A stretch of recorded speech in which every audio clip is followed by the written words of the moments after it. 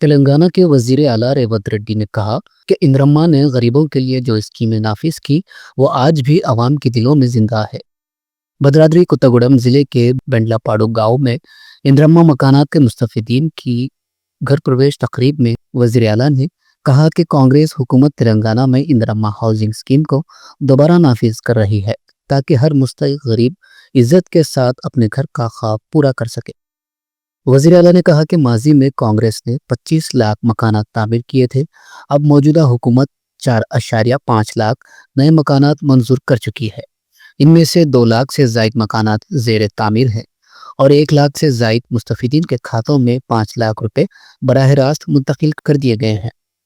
रेवंत रेड्डी ने कहा कि हमारी अवामी हुकूमत सबकी फलाह के लिए काम कर रही है और किसानों के ज़मीन तनाज़ात हल करने के साथ साथ फलाही स्कीमों को भी अमली जामा पहनाया जा रहा है।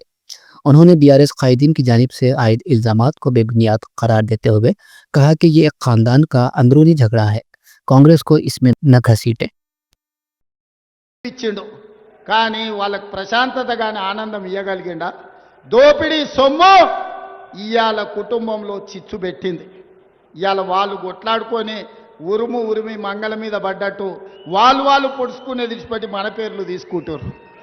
మేమేదో ఆన్లైన్ కాలు ఉన్నాం, మేమేదో ఈ లైన్ కాలు ఉన్నామని నేను ఒక మాట చెప్పదలుచుకునే, ఎక్కువ చెప్పదలుచుకోలే. కానీ 2023 డిసెంబర్లోనే ఆ కాల నాగును మీరు కట్టెతో కొట్టి చంపారు.